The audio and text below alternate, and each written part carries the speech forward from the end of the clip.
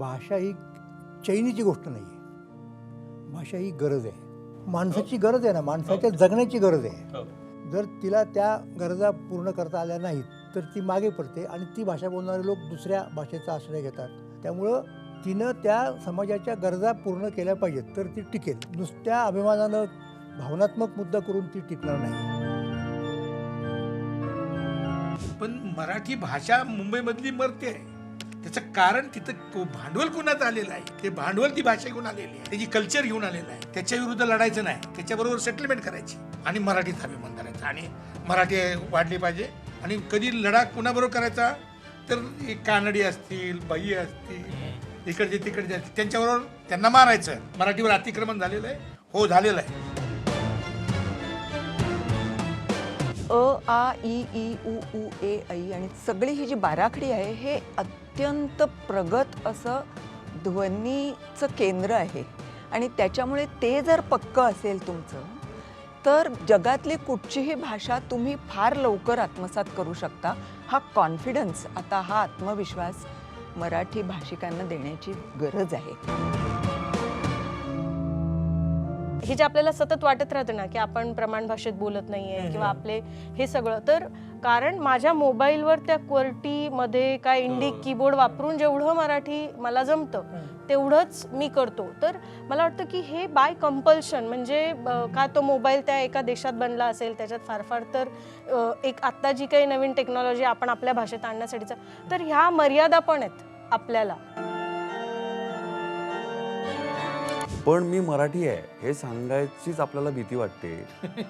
ती ओळख आपण आपली विसरता कामा नये. तर मी जर माझं नाव सोडलं, माझ्या वडिलांचं नाव सोडलं, तर मला हा कोण आहे असंच प्रश्न विचारतील ना लोक. तसं मराठी भाषेचं आग्रह आपण सोडला तर उरणार काहीच नाही आपल्याकडे.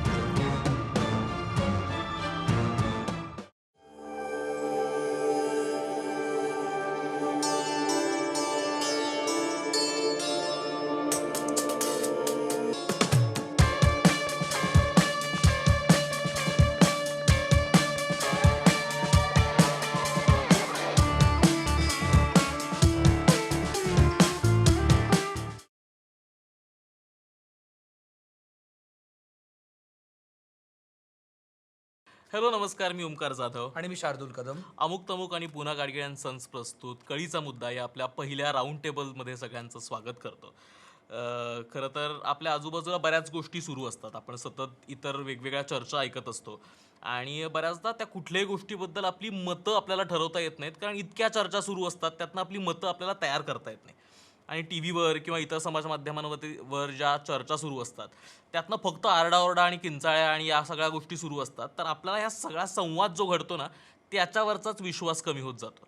तर खरं तर त्याच संवादावरती परत विश्वास आणण्यासाठी वेगवेगळे पर्स्पेक्टिव्स, वेगवेगळे दृष्टिकोन समजून घेण्यासाठी आपण हा राऊंड टेबल करतो आहे आणि त्याचा आज हा पहिला भाग आहे. मी आत्ता विश्वासाबद्दल बोललो, तर दागिन्यांच्या बाबतीत विश्वासातलं असंच सगळ्यात अग्रेसर नाव म्हणजे पुन्हा गाडगिळ अँड सन्स, ते आपले या राऊंड टेबलसाठीचे, कळीचा मुद्दासाठीचे प्रायोजक आहेत. दागिने म्हटलं की पुन्हा गाडगिळ आणि सन्स हे जे अतूट नातं त्यांनी तयार केलं आहे ते मला वाटतं गेल्या अनेक वर्षांची, अनेक पिढ्यांची परंपरा आणि विश्वासार्हता या जोरावरच त्यांनी कमवलं. म्हणजे कोणताही मला वाटतं ओकेजन असो, की एखादा सण समारंभ असो, एखादा उत्सव असो, लग्न असो किंवा अमुक तमुकचे पॉडकास्ट असो, ते सगळ्या आपल्या खास क्षणांमध्ये आपल्या सोबत असतात. याचा खरं तर खूप आनंद आहे. PNG अँड सन्सने नुकताच रेवा नावाचा त्यांचा नवीन ब्रँड आणला आहे हिऱ्यांच्या दागिन्यांचा, तोही मला वाटतं लोकांच्या विश्वासास पात्र पडेल. तर PNGचेही आभार, त्यांनी या कार्यक्रमाला सहमती दिली आणि हा कार्यक्रम त्यांच्यामुळे होऊ शकतो आहे.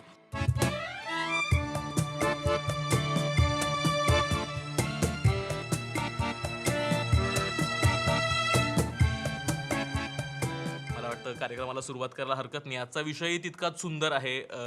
पहिला विषय आजचा आहे आणि 27 तारखेला आपण महाराष्ट्रात मराठी राजभाषा दिवस साजरा करतो. तर आपण कायम ही ओरड ऐकत असतो ना की मराठी भाषा मरते आहे, मराठी भाषा कोणी बोलत नाही, मराठी भाषा वाचवली पाहिजे. आणि आत्ता आपण मराठीला अभिजाततेचं दर्जा मिळालेला आहे. तर नेमकं काय होतं पुढे, म्हणजे अभिजात दर्जा मिळतो त्यावेळेस भाषेचं पुढे काय होतं, या सगळ्या विषयावर आज आपण चर्चा करणार आहोत. मला वाटतं सुरुवात करायला हरकत नाही. आपण आत्ता या टप्प्यावरती आहोत जिथे मराठी भाषेला अभिजाततेचा दर्जा मिळाला आहे. आपण गेली अनेक वर्ष मोरे सर सुद्धा या सगळ्या चळवळीमध्ये होते आणि आत्ता कुठे जाऊन मराठी भाषेला ते केंद्र सरकारकडनं शासनाकडनं अभिजात भाषा म्हणून दर्जा मिळाला आहे. तर आता याच्या पुढे काय, म्हणजे गेली अनेक वर्ष अभिजात व्हावी भाषा म्हणूनचं जे फाईट होती, म्हणूनचं जे भांडण होतं, तिथपर्यंत आपण आता पोहोचलो. तर याच्या पुढे जाऊन काय होणार? म्हणजे आपण सतत ती आजूबाजूला आपल्या ओरड असते की मराठी जपली पाहिजे, मराठी वाचली पाहिजे, मराठी बोलली पाहिजे. पण आता मीही सुद्धा बोलताना, म्हणजे आपण हा पॉडकास्ट करतो आहोत खरं तर, पण आमच्याही बोलण्यामध्ये सहज इंग्रजी शब्द येतात, सहज हिंदी शब्द येतात. तर ज्यावेळेस भाषा प्रवाही असते म्हणजे काय, ती त्याचा पुढचा प्रवास कसा असतो, वेगवेगळ्या काय टप्प्यातनं हे उलगडून पाहायला पाहिजे, हे सगळं आज आपण खरं तर चर्चेला आणणार आहोत. तर मला वाटतं पहिल्या प्रश्नापासून सुरुवात करायला हरकत नाही आता, की ज्यावेळेस आपण अभिजाततेचा दर्जा मिळाला म्हणतो मराठीला, तर ते गौरव आहे आपल्यासाठी, अर्थात अभिमानाची गौरवाची गोष्ट आहे. पण त्याच्या पुढे काय, म्हणजे तिथेच संपतंय हे सगळं, की आता या सगळ्याकडे तुम्ही काय अर्थाने बघता? मला वाटतं सरांकडनं सुरुवात करायला हरकत नाही. अरे बापरे. खरं तर अभिजातता ही जी संकल्पना आहे तिचा संबंध त्या भाषेच्या उगमाशी आणि त्याच्यानंतर तिच्या विकासाशी असा आहे. म्हणजे दुसरा साधा शब्द आपल्या सगळ्यांना समजणारा असा जो आहे ना, तो वापरायचा झाला तर अभिजात म्हणजे कुलीन, जन्माशी संबंधित असलेलं. आणि ते नुसतं एखाद्या घरामध्ये चांगल्या घरात जन्म मिळाला तेवढ्याने कुणी मोठं होत नाही. तो चांगला झाला ठीक आहे, तिथून पुढचा जो विकास आहे तो आपला आपणच करायचा असतो. आणि या टप्प्यावरती समजा आपण आलो तर त्या दोन्ही गोष्टी झालेल्या आहेत. म्हणजे ती कुलीन आहे भाषा आणि तिचा विकास पण तसा झालेला आहे आणि किंबहुना त्याच्यामुळेच तिला तो दर्जा मिळाला. बरोबर. तुम्ही जो आत्ता प्रश्न उपस्थित करताय तो म्हणजे पुढे काय, तर मी असं म्हणेन की अभिजाततेला तेव्हाच अर्थ होतो प्राप्त जेव्हा ती भाषा नित्य नूतन ठरते. नित्य नूतन. अच्छा. नित्य आत्तापर्यंत तिची नित्यता आपण पाहिली, बरोबर. पण ती नित्यता तेव्हाच अर्थपूर्ण होईल की जेव्हा ती नूतन असेल, नाहीतर ती ऐतिहासिक होऊन जाईल ना. तिचा संबंध काय राहिला आपला. म्हणजे ज्ञानेश्वर महाराजांची मराठी, शिवाजी महाराजांची मराठी आणि आपण बोलतो ती मराठी, याच्यामध्ये एक सातत्य आहे. आपण ओळखू शकतो की अरे ही मराठीच भाषा आहे, दुसरी कुठली नाही, ही मराठी भाषाच आहे, ही मराठी भाषाच आहे. म्हणजे तिच्यावरती जरी संस्कृतचा प्रभाव पडला तरी तिचं मराठी असणं संपलेलं नाही. तिच्यावरती नंतरच्या काळात पर्शियनचा प्रभाव पडला तरी ती मराठी ही मराठीच राहिली. हे सगळे प्रभाव आणि प्रवाह पचवून आणि तिच्यावरती इंग्रजीचा प्रभाव नंतरच्या काळात पडला, कारण तो सत्तेशी संबंधित गोष्ट आहे तो मुद्दा, तरी ती तीच राहिली. आणि आत्तासुद्धा आपण बघतोय की एक वेगळ्या प्रकारच्या तंत्रज्ञानातनं एक भाषा घडते. आत्ता जी भाषा घडते ना, ती भाषा ही तंत्रज्ञानाने घडवलेली भाषा आहे. म्हणजे आत्ता ती प्रक्रिया सुरू आहे तरीही आपण तिला तीच मराठी म्हणतो. बरोबर. तर हे तिचं तीच असणं हे जे महत्त्वाचं आहे. पण ती का राहिली तीच, तिने त्या वेळेला योग्य बदल केले आपल्यात, म्हणून ती नित्य नूतन आहे. आणि म्हणून नित्य नूतनाचा हा अभिजाततेचाच एक भाग आहे. या दोन गोष्टी तुम्हाला वेगळ्या करता येत नाही, नाहीतर ती भाषा ही ऐतिहासिक भाषा होऊन जाईल. अशा कितीतरी भाषा पूर्वीच्या काळात कदाचित चांगल्या असतील, समृद्ध असतील, अजूनही अस्तित्वात असतील कुठे कुठे, परंतु त्यांचा पुढे विकास संपला आणि त्या संपल्या. सर, तुम्ही आत्ता बोलताना एक खूप इंटरेस्टिंग गोष्ट बोललात की विकास झाला म्हणजे त्यात भाषेत प्रवाही होताना त्याच्यात वेगवेगळे प्रवाह येत गेले, बदल होत गेले. तर ह्या बदलांवरती बऱ्याचदा वाद होत राहतो की हे कुठले बदल कोणत्या मर्यादेपर्यंत मान्य आहेत, कोणत्या लिमिटपर्यंत आपल्याला अलाउड आहे. म्हणजे आता मर्यादेपर्यंत मान्य आहे, लिमिटपर्यंत अलाउड आहे, असं ते आहे. तर याच्याबद्दलही मला आणि वाटतं याच भाषेचा विकास म्हणतो आपण. त्यास विकास म्हणजे काय, म्हणजे कारण आता आपण गेल्या काही 10-15 वर्षापूर्वी पाहिलं की आपल्या व्यंजनांमध्ये पण ॲड झालं, जे आधी नव्हतं. म्हणजे मी शाळेत शिकताना माझ्या बाराखडीमध्ये व्यंजनांमध्ये या गोष्टी नव्हत्या, पण आता मुलांना आणि हे दोन स्वर पण नवीन ॲड झालेले आहेत आणि ह्या नवीन गोष्टी पण आहेत. तर हे म्हणजे भाषेचा विकास का, की ज्या पद्धतीची आता भाषा बदलते आहे त्यानुसार त्या भाषेनं सुद्धा वळणं घेणं म्हणजे विकास का. आणि ते मग तो विकास होतोय तर तो व्याकरणात पण व्हायला पाहिजे का फक्त बोलताना व्हायला पाहिजे. फार महत्त्वाचा मुद्दा आहे. असं पहा की भाषा ही चैनीची गोष्ट नाही आहे, भाषा ही गरज आहे. माणसाची गरज आहे ना, माणसाच्या जगण्याची गरज आहे. त्यामुळं ती भाषा बोलणाऱ्या लोकांच्या गरजा म्हणजे कम्युनिकेशनची गरज उदाहरणार्थ अशा अनेक गरजा पुरवते, समर्थ ठरते त्या गरजा पुरवायला, तोपर्यंत ती भाषा टिकते. जर तिला त्या गरजा पूर्ण करता आल्या नाहीत तर ती मागे पडते आणि ती भाषा बोलणारे लोक दुसऱ्या भाषेचा आश्रय घेतात किंवा कधीकधी त्या भाषेत उसनवारी करतात. हे नैसर्गिक आहे माणसासाठी, स्वाभाविक आहे. म्हणून वाटतं की भाषा ही चैन नाही, भाषा ही माणसाची गरज आहे. त्यामुळं तिनं त्या समाजाच्या गरजा पूर्ण केल्या पाहिजेत तर ती टिकेल. नुसत्या अभिमानानं भावनात्मक मुद्दा करून ती टिकणार नाही. हा त्यातला खरा भाग आहे. मला वैशाली मॅडम तुम्हाला सुद्धा विचारायचं आहे की ज्यावेळेस आता आपण अभिजात्येच्या त्या टप्प्यावरती आहोत आणि तुम्ही इंटर कल्चरल एक्सपर्ट म्हणून वेगवेगळ्या भाषा बोलणाऱ्या लोकांसोबत, वेगवेगळ्या कम्युनिटीजसोबत, वेगवेगळ्या देशातल्या लोकांसोबत काम करता, त्यांच्या भाषेचा तुम्हाला अभ्यास आहे. तर ज्यावेळेस आपण म्हणतो की अभिजात्येचा आता दर्जा मिळाला आहे आपल्याला, त्यावेळेस मग मराठीमध्ये सुद्धा ज्यावेळेस आपण जागतिक पातळीवरती या सगळ्या गोष्टींचा विचार करतो त्यावेळेस खरं तर ती त्या नव्या युगाची, नव्या जगाची भाषा म्हणून पुढे येते आहे का? आणि मग त्या अभिजात्यमधनं मग त्यात आणखीन काय जे सगळे रिसोर्सेस मिळतील, जे काही आता या सगळ्यामधनं काही संशोधन होईल, या सगळ्या गोष्टी कशा पुढे पूरक ठरू शकतील या सगळ्या प्रवासात? भाषेला अभिजाततेचा दर्जा मिळायला फार चांगली गोष्ट आहे. ज्यांचं भाषेवर प्रेम आहे त्यांना ही गोष्ट ठाऊक होती कधी ना कधी हे होणार आहे. परंतु आता संबंध असा आहे की जेव्हा आपण एक म्हणतो की आपण एका ग्लोबल विलेजमध्ये राहतो, तर माझं ज्या कंपन्यांकडे काम असतं तिथे आपले उदाहरणार्थ आपण माहिती शास्त्रज्ञ घेऊया, IT फील्डमधले लोक, ते आज ग्लोबल लोकांशी त्यांना सर आत्ता म्हणाले तसं कम्युनिकेट करू पाहणं हे त्यातला सगळ्यात मोठा महत्त्वाचा मुद्दा आहे. ज्यांची मातृभाषेतली मुळं घट्ट रुतलेली असतात असं माझं ऑब्झर्वेशन आहे, ते लोक फार लवकर दुसऱ्या भाषा, दुसऱ्या वृत्ती आत्मसात करू शकतात, पटकन शिकू शकतात. त्यामुळे ज्यांचं मराठी माध्यम आहे, आमच्या पिढीचं शिक्षण मराठी माध्यमातनं झालं, पण म्हणून मला काही त्याच्यावर पुढे इंग्रजीचं रोपण झालं. पुढे जर्मन भाषेतनं मी लिडरशिप प्रोग्राम्स घेते जर्मनीमध्ये, जर्मन आणि स्विस लिडर्सना. पण मला असं काही कुठे अडकाठी वाटली नाही की मराठीमुळे माझं काहीतरी नुकसान झालं.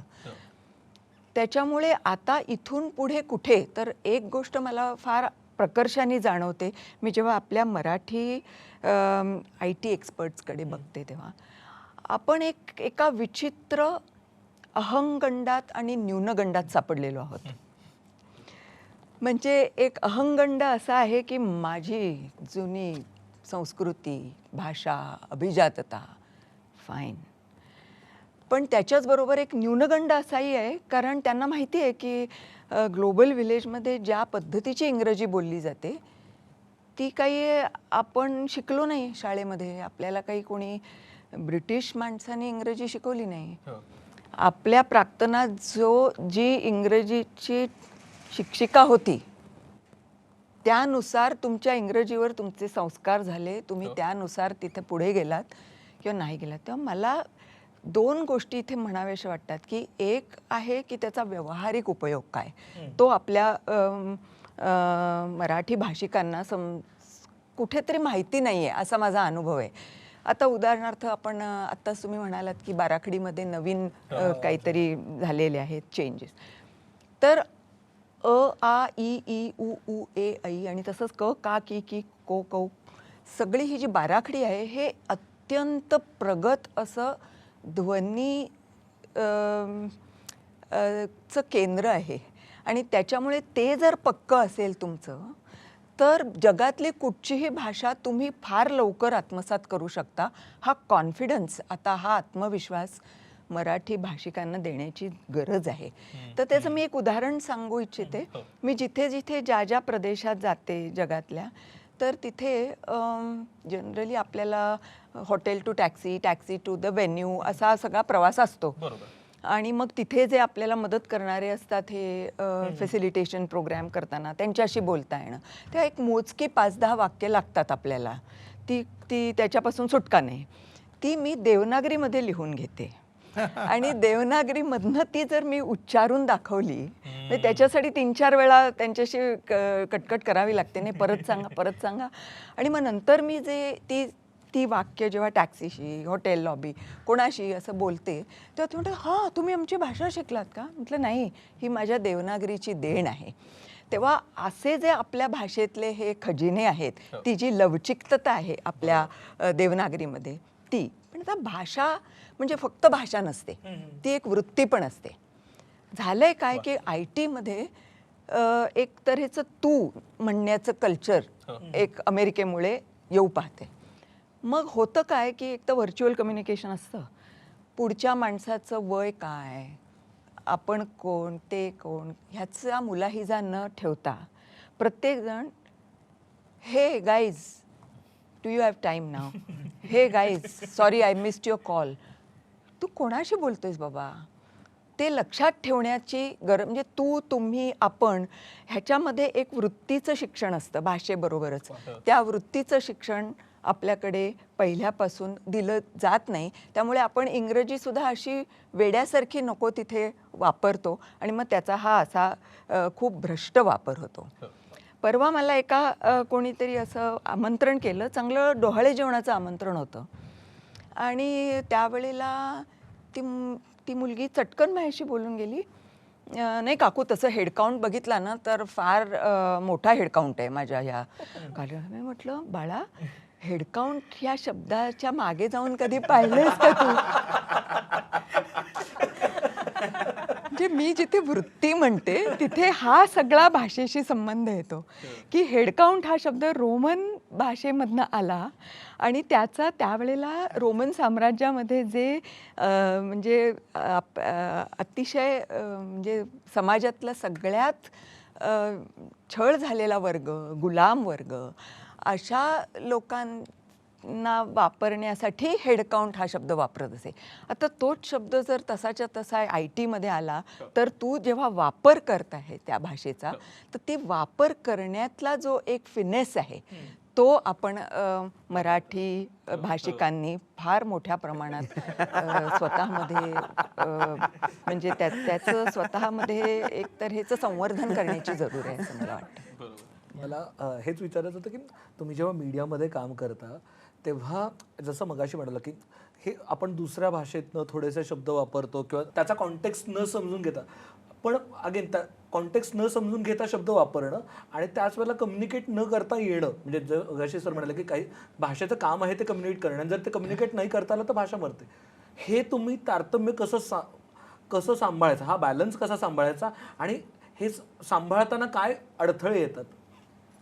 मला वाटतं की सरसकटीकरण करायला नको माध्यम म्हणून, कारण माध्यम म्हटली की तुम्ही पण एक माध्यम आहात आजच्या घडीला, सकाळ पण एक माध्यम आहे, सकाळचं सकाळ पण एक स्वतंत्र माध्यम म्हणून पाहायला पाहिजे आणि साम जे TV आहे हे पण एक स्वतंत्र माध्यम म्हणून पाहायला पाहिजे. आणि ह्या सर्व ठिकाणी भाषेचा वापर हा म्हणजे कारण त्याची सर जसं म्हणाले गरज आणि वृत्ती, प्रत्येक प्लॅटफॉर्मची गरज आणि प्रत्येक प्लॅटफॉर्मसाठी लागणारी वृत्ती आणि प्रत्येक प्लॅटफॉर्मचा ऑडियन्स, सॉरी मला कदाचित अत्यंत योग्य मराठी शब्द वापरता येत नाही पण मी प्रयत्न करते, तर हे वेगवेगळं आहे.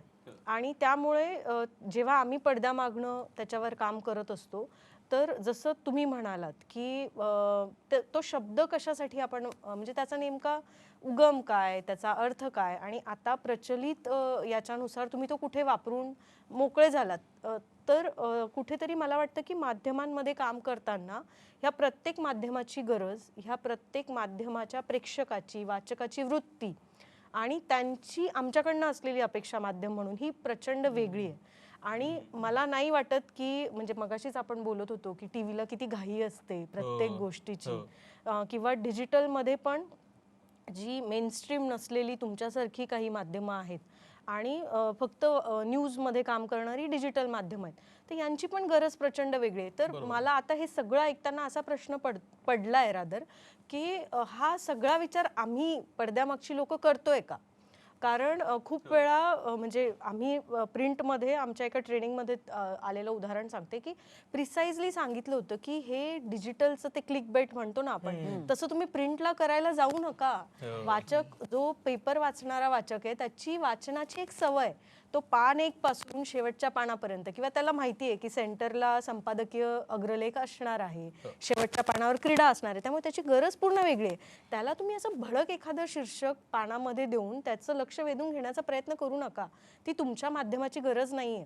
तर मला वाटतं की माध्यमांसाठीचा हा काळ, भाषा समजून घेणं, आपला प्रेक्षक, कारण बदलतोय, काळ बदलतोय, तसा प्रेक्षक बदलतोय, त्याच्या अपेक्षा आणि त्याच्या गरजा पण बदलत चालल्या आहे. आणि जर आपल्याला आपल्या भाषेचं महत्त्व आणि ती वृत्ती टिकवून ठेवायची असेल, आणि जसं आपण अभिजात मराठीचा प्रवासाबद्दल आणि विकासाबद्दल बोलतोय, तिकडे जायचं असेल तर मला वाटतं की आमच्यासाठी पण हा स्थित्यंतराचा काळ आहे माध्यमांसाठी. आणि आम्ही सगळ्यांनी कुठेतरी पॉज घेऊन एक, जसं आत्ता आपण बसलो एक राऊंड टेबल करायला, असं नियमित बसलं पाहिजे, नवीन शब्द आणले पाहिजे. आणि हे सगळं झालं तर एक प्रगल्भ प्रवास आपला होईल. नाहीतर मग आलं आणि काय की डेडलाईनची, टी व्हीची समजा असं म्हणूयात की 1 सेकंदाची त्यांची डेडलाईन आहे, डिजिटलची ती 5 मिनिटांची आहे, पेपरला कदाचित ती तासाची आहे, पण डेडलाईन आम्हाला आहे. आम्ही असं थांबून निवांत करण्याची हे नाही आहे, उसंत नाही आहे आमच्याकडे. तर त्यामुळे मला वाटतं की हे सगळं गणित जुळवायचं असेल तरी सुद्धा ठरवून एक पॉज घेऊन आपण बघायला पाहिजे की आपल्याला नेमकं कुठल्या दिशेने जायचं आहे. आणि हे जर आज आम्ही माध्यम म्हणून आपण सगळ्यांनी ठरवलं नाही ना, कारण शेवटी लोक, म्हणजे सकाळ म्हणून तर हा खूप वेळा अनुभव येतो की मी मगाशी पण म्हटलं की थोडीशी जरी चूक झाली ना तरी शिक्षक किंवा सरांसारखी अशी लोक की जे खूप प्रामाणिकपणे आमचा पेपर वाचतात, ते आम्हाला लगेच कळवतात, अहो मी माझ्या नातवाला, माझ्या मुलाला हे वाचून मराठी शिकवतो आणि तुम्ही काय छापलंय, काय पाठवताय तुम्ही, तर हे रोज ऐकून घ्यायला लागतं. त्यामुळे मला नक्कीच असं वाटतं की थांबून हे आम्ही पण ब्रेनस्टॉर्म करायला पाहिजे. आणि जेवढं अचूक बनण्याचा आपण प्रयत्न करू, आणि ती वृत्ती जपण्याची जबाबदारी जर सगळ्यात जास्त कोणाची असेल ना आत्ता, तर ती माध्यमांची आहे. म्हणजे हे आत्ता इमिजिएट माझं टेक अवे आपल्या ह्या डिस्कशन म्हणजे खूपच महत्त्वाचा मुद्दा आहे. कारण म्हणजे आम्ही सुद्धा ज्यावेळेस पॉडकास्ट करतो, कारण आम्ही पण एक माध्यमच आहोत, ज्या पद्धतीनं लोकांपर्यंत आम्ही पोचतो आणि वेगवेगळे विषय काहीतरी मांडत असतो. तर लोक बऱ्याचदा म्हणतात की तुम्ही, आम्हाला घरी मराठी ऐकायला मिळत नाही आणि तुमच्या पॉडकास्टवरती वेगवेगळी लोक छान मराठी बोलतात आणि म्हणून आम्ही ऐकतो. तर आम्हालाही ते असं होतं की नाही, पण माझं मराठी काही चांगलं नाही ना, पण म्हणजे माझ्यासाठी माझं मराठी काही नाहीच चांगलं, पण तरीही लोकांसाठी ते सतत मराठी कानावर पडतंय. आणि त्यासाठी मग आम्हाला आता प्रयत्न करावा लागतो प्रत्येक वेळेस की अच्छा, ही आपली गरज आहे का. म्हणजे सुरुवातीला आमचंही असं व्हायचं की कायच फरक पडतो ना, म्हणजे इंग्रजी जर कुठल्याही चॅनलवर तुम्ही गेलात तर तिथं 70% इंग्लिश बोलतात, त्यात काही हिंदीचे शब्द टाकलेले असतात आणि तरी तो हिंदी पॉडकास्ट असतो, तरी तो हिंदी कार्यक्रम असतो. पण तसंच मराठीला काय हरकत आहे, असं आमचं सुरुवातीला व्हायचं, म्हणजे अगदीच व्हायचं. पण नाही ना, म्हणजे ज्या लोकांना मराठी ऐकायचं आहे आणि आम्ही बोलू शकतो आणि जी लोक आहेत ज्यांना बोलता येतं, तर माध्यम म्हणून आमची सुद्धा ती जबाबदारी आहे की आपल्याला ते लोकांपर्यंत पोहोचवलं पाहिजे. तर मला खूप महत्त्वाचा मुद्दा वाटतो तो. मला ऍड करते, मला वाटतं की आपल्या वाचकांप्रती आणि प्रेक्षकांप्रती जी लॉयल्टी आहे ना, ती खूप महत्वाची याच्यामध्ये. म्हणजे तुमचा ऑडियन्स, तुमच्या चॅनलचा एक फिक्स्ड ऑडियन्स आहे, त्यांना काय हवंय. मगाशी दिग्पाल सरांना मी विचारलं की ते शिवकालीन साहित्य आणि चित्रपटांवर काम करतात, तर त्यावेळेची भाषा त्यांना माहिती आहे की त्यांच्या ऑडियन्सच्या त्यांच्याकडनं अपेक्षा काय आहेत. तसं सर तुम्ही निरूपण पण करतात, तर त्यांना त्या पर्टिक्युलर भाषेमध्ये त्यांना माहिती की त्यांच्या प्रेक्षकाची अपेक्षा काय. मला वाटतं ना, किंवा आता लोककला आपण मगाशी पण त्यावर बोलत होतो, तर आपल्या प्रत्येकाचा ऑडियन्स, मराठीत पण आपला प्रेक्षक, आपला वाचक वेगवेगळा आहे.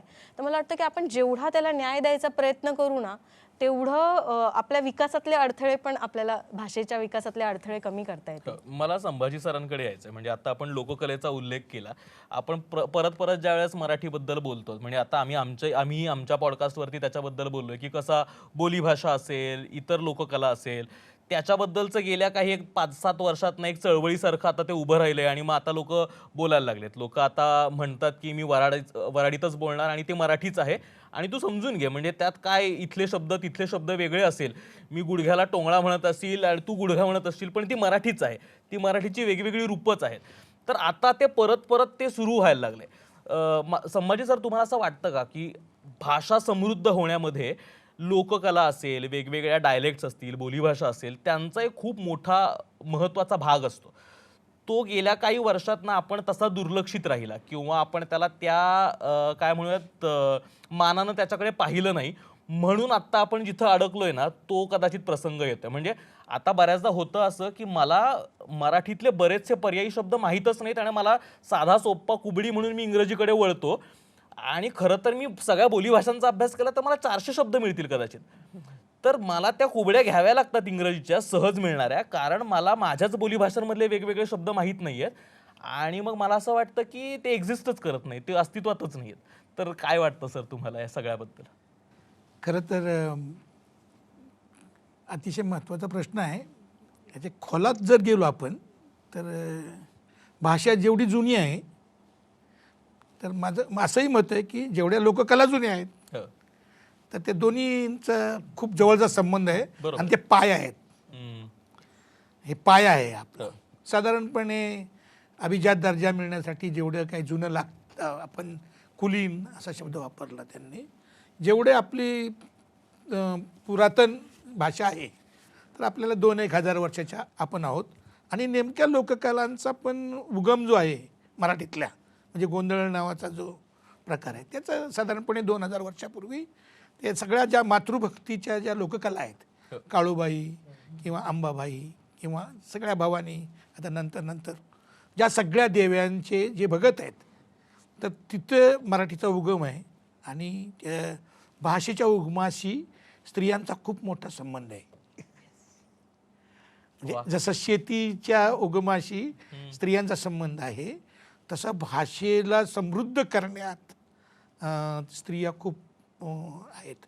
आणि म्हणून त्या ज्या मातृदेवता ज्या आहेत, त्या आपल्या सगळ्या मातृदेवतांची जे भगत आहेत, माझं नाव भगत आहे पण मी तसा त्या अर्थानं भगत नाही, पण हे जे सगळे भगत आहेत त्यांची जी भाषा आहे, म्हणजे आता अतिशय जुनी भाषा जर बघितली तर ती तुम्हाला गोंधळामध्ये मिळेल. गोंधळ ज्यावेळेला सादर होतो त्याच्यामध्ये तुम्हाला सगळे जुने शब्द, अतिशय प्राचीन शब्द तुम्हाला मिळतील. मग ते साधारणपणे 2000 वर्ष ट्रॅव्हल करत आलेले आहेत. तर लोककलांच्या मधली जी भाषा आहे ती पाया आहे आपल्या मराठीचा. आणि मग ज्या बोली आहेत त्या काळात, ज्या काही बोली होत्या, मराठी अशी काही एक भाषा अशी पटकन आलेली नाही. तर ती अलीकडे म्हणजे शिवाजी महाराजांच्या काळामध्ये तिचा खऱ्या अर्थानं म्हणजे यादव काळात मराठीचा बऱ्यापैकी विकास झाला. ज्ञानेश्वरांनी ज्ञानेश्वरी लिहिली, पण शिवाजी महाराजांच्या काळात, शिवकाळामध्ये जरा चांगला त्याला आकार आला असं आपण म्हणू शकतो. तुम्ही जे म्हणता की इतर भाषांमधले शब्द, मला वाटतं की कोणतीही भाषा अस्पृश्य ठेवू नये. फक्त तुम्ही म्हणाल की मालवणी, वराडी, अमुक तमुक, ते नाही. हिंदी असो, इंग्रजी असो, तमिळ असो, जेवढ्या भाषांमधनं आपण देवाणघेवाण करू तेवढे आपण नित्य नूतन हो. देवाणघेवाण जर थांबली तर मग प्रॉब्लेम आहे. ही जी प्युरिटी आपण पकडून राहिलो, तर प्युरिटी पकडून राहिलो तर जेवढं आपण डेव्हलप होतो, विकसित होतो. तर आता हे टेक्नॉलॉजीला काय म्हणणार, कॅमेराच म्हणावं लागेल ना. याला कपच म्हणतो ना आपण, कारण चहाची पद्धत आपल्याकडे नव्हती. चहा बाहेर ना आला तर ते ब्रिटिशांनी चहा प्यायला शिकवलं. म्हणजे कप आपण त्याच्यामुळं कप आला. तर प्याला हा शब्द पाणी प्यायला होता, चहा प्यायला कपच होता. म्हणजे चहा प्यायला कपच आहे ना. तर असं काही अस्पृश्यता जी आहे ती पाळू नये. आणि जी या देशामधल्या म्हणजे जी काही तळागाळातल्या ज्या लोक आहेत, म्हणजे ते जातीनं असतील, काही आदिवासी जमाती असतील, यांनी खऱ्या अर्थानं हा पाया घातलेला आहे.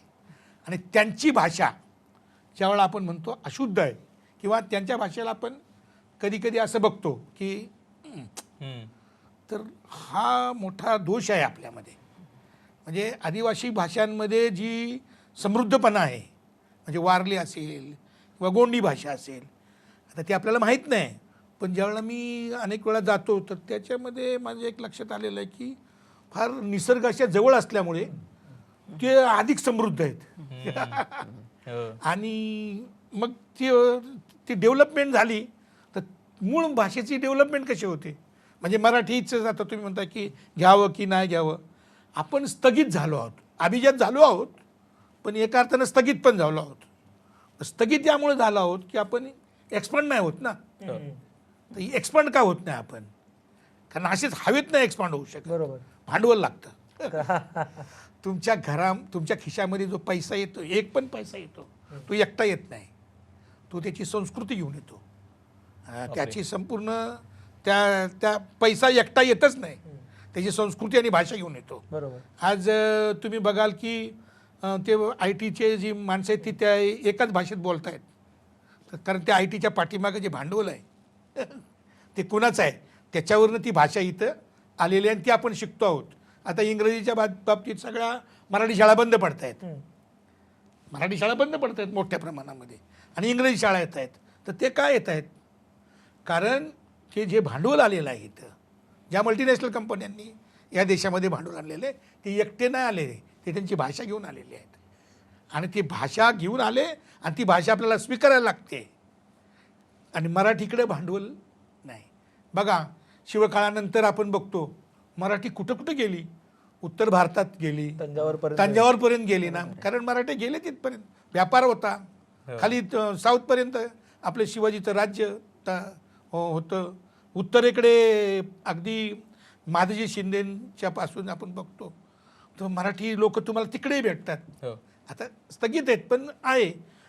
तर जेव्हा एखाद्या भाषेचा उगम होतो, विकास होतो, त्याच्या पाठीमागे अर्थसत्ता आणि राज्यसत्ता या दोन गोष्टी अतिशय महत्त्वाच्या आहेत.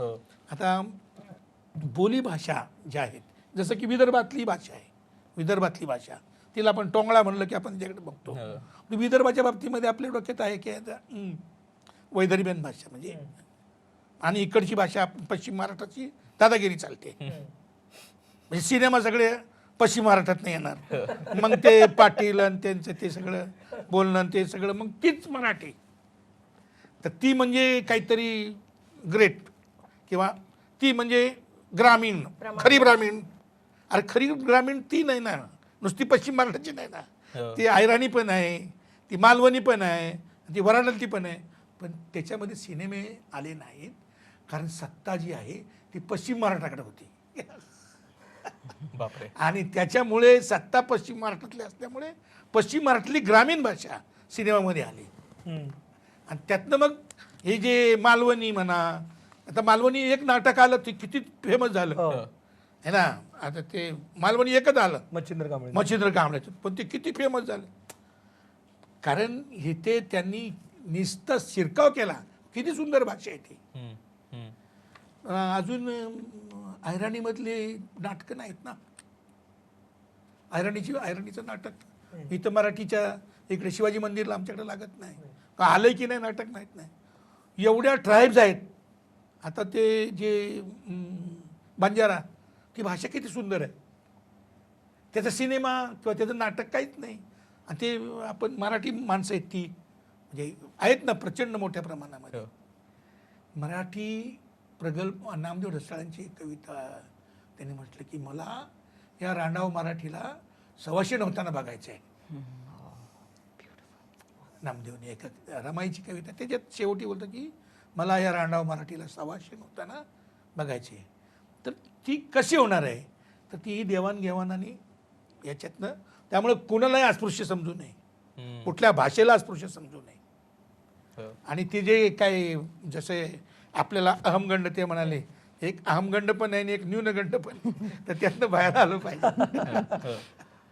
दिग्पाल दादाला आता ॲक्च्युली खरं तर मला प्रश्नही विचारायची गरज नाही दिसतं दिग्पाल दादाला या, कारण का हा सगळ्यात जास्त सिनेमा या माध्यमावरती हा सगळ्यात जास्त प्रश्न येतो की भांडवलाची भाषा, परत देवाणघेवाण, आणि दुसरी गोष्ट म्हणजे आपला ऑडियन्स समजून त्यांच्यासाठी बनवणं, त्यांच्यासाठी कम्युनिकेट करणं.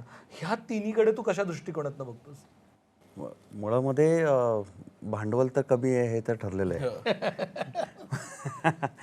पण असं छत्रपती शिवाजी महाराज म्हटले नाही, ते आपण लक्षात घेतलं पाहिजे की माझ्याकडे भांडवल कमी आणि औरंगजेबाकडे जास्त आहे. तर माझ्याकडे भांडवल 2500 वर्षांचं आहे जेव्हा आपण अभिजात भाषा म्हणतो. आणि ते भांडवल जर आपलं असेल तर आपल्यामध्ये मी सहमत होईन यांच्याशी की न्यूनगंड हा जो आहे ना तो इतका आहे की आपण आपली ओळख विसरायला पण तयार होतो. की मराठी भाषा, मराठी भाषिक म्हणून मग कुठलीही बोली बोलू देत, मी अहिराणी बोलू देत, मी स्वतः कोकणातला आहे, मी रत्नागिरीचा आहे, कुठलीही बोली बोलू देत, ती प्रमाणच आहे. हे आपण ठरवून टाकलं पाहिजे, ते ठरवलेलं आहे आपण. पण मी मराठी आहे हे सांगायचीच आपल्याला भीती वाटते. ती ओळख आपण आपली विसरता कामा नये.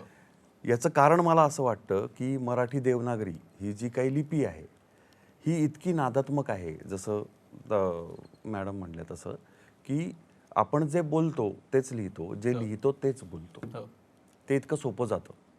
म्हणजे कित्येकदा आता जे सातत्याने जो उल्लेख झाला की 2 स्वर ॲड झाले मधल्या काळामध्ये, त्यामुळे आता ती 12 खडी नाही राहिली, 16 स्वर आहेत आपल्याकडे. आणि खरं तर दीर्घ रू आणि दीर्घ लरू हे जर ॲड केले तर 18 होतील. तर हे भाषिक सौंदर्य हे 2,500 वर्षाच्या आधीपासूनचं आहे. म्हणजे त्याची लिपी देवनागरी बनायला काही 10,000पेक्षा अधिक वर्ष गेलेत. मला सर करेक्ट करतील जर मला चुकत असेल तर. तर ही जी ओळख आहे ही आपण चटकन विसरायला का तयार होतो? सगळं सोडून देतो आपण. ही का म्हणजे मग ॲडॅप्टिबिलिटी म्हणजे ज्याला आपण आत्ता उपयुक्तता असं म्हणतो, तर उपयुक्तता मनात आणताना आपण मूळ ओळख विसरायची आहे का? तर मी जर माझं नाव सोडलं, माझ्या वडिलांचं नाव सोडलं, तर मला हा कोण आहे असंच प्रश्न विचारतील ना लोक. एखाद्या वस्तूला आपण याला कप म्हणतोय, तर या वस्तूला एक नाव दिलंय, तर ते नाव याला विशेष नाम असं म्हणतात, ते विशेष नाम जर आपण सोडून दिलं, तसं मराठी भाषेचं आग्रह आपण सोडला तर उरणार काहीच नाही आपल्याकडे. आणि ती जी नादात्मकता आहे त्या भाषेची, त्या भाषेची नादात्मकता स्वरावरनं मी जे म्हणत होतो की ॲ आणि ओ का ॲड झालं, तर ग्रामीण उच्चारांमुळे ॲड झालं. कारण ते फक्त ग्रामर नाही आहे पुस्तकातलं किंवा वहीमध्ये लिहिलं जाणं. जेव्हा मी ग्रामीण भागात जातो तेव्हा तो काय नाही म्हणत माझ्याशी, काय, त्यातनं ॲ आला. आणि एखाद्याचा आश्चर्योद्गार निर्माण झाला, याच्यासाठी मला शब्द नाही उच्चारावा लागला.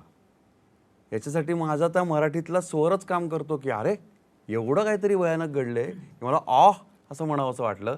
ही नादात्मकता आहे मराठीची आणि हा विजय आहे. आणि एवढं सगळं भांडवल आपल्याकडे आहे. आणि म्हणून माझ्या बाबतीत म्हणायचं आलं तर मी तो आग्रह धरतो की चित्रपटांमध्ये ती प्रमाण भाषा फक्त न येता ग्रामीण बोली भाषा, म्हणजे शेर शिवरासारखा चित्रपटाला जेव्हा मी वाडीतल्या खेमसावंतांचा प्रसंग दाखवला तेव्हा खेमसावंत हे मालवणीमध्ये बोललेत तिथे. तर हे चित्रपट बनवणाऱ्या लोकांचं किंवा माध्यमांमध्ये काम करणाऱ्या लोकांचं, कारण आता सुदैवानी असंच म्हणू, कारण आपल्याकडे बरीचशी माध्यमं उपलब्ध आहेत डिजिटलपासून सिनेमापर्यंत. हे जर म्हणजे मी सरांसमोर बोलणं म्हणजे लहान तोंडी मोठा घास आहे, पण भाषा हे संस्कृतीचं प्रवाह माध्यम आहे. जर भाषा बंद केली तर संस्कृती नाही राहणार.